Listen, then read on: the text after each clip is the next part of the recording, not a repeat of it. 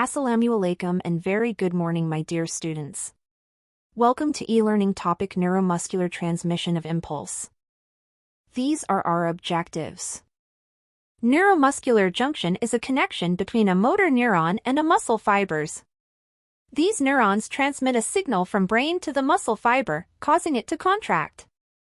It has three parts divided into presynaptic cell, synaptic cleft, and postsynaptic cell, or known as motor end plate. Acetylcholine is the key neurotransmitter responsible for initiating process of muscle contraction at neuromuscular junction. The acetylcholine receptor will undergo configuration helix I when two molecules of acetylcholine binds to the binding site.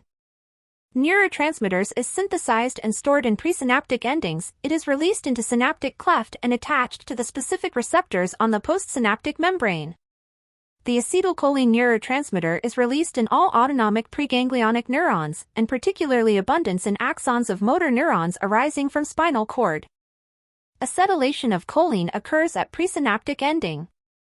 The choline and acetyl-CoA is hydrolyzed by choline acetyltransferase into the end product of acetylcholine and CoA.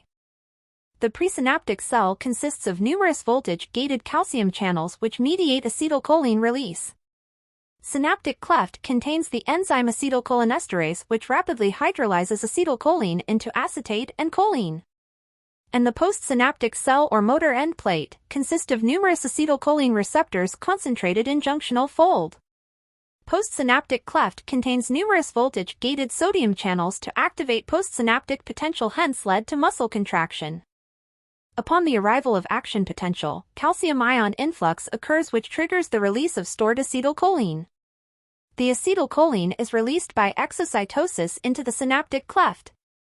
The impulse transmission at neuromuscular junction requires sequence understanding of the process. Now, let us look at the sequence of process. Upon depolarization of membrane at terminal buttons and arrival of an action potential, the voltage-gated calcium channel is activated.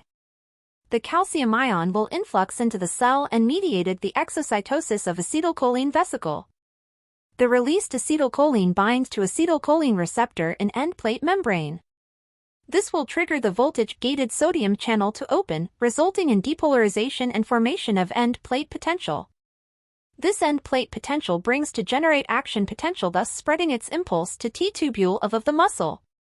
The muscle action potential triggers the release of calcium ions from the sarcoplasmic reticulum. The released calcium will interact with troponin and tropomyosin, leading to muscle contraction. Now, what are the possibilities of condition that can disrupt neuromuscular transmission? Now you are required to divide into 6 groups and discuss these conditions such as Lambert-Eaton syndrome, Clostridium botulinum, tic paralysis, congenital myasthenic syndrome, myasthenia gravis, and drug influence such as neostigmine. Please include the level of impulse blockage, either presynaptic, synaptic cleft, or postsynaptic region, and include the mechanism or pathophysiology with its feature. You may add any other info based on your creativity. Please upload your mind map in one page into the link given. Good luck!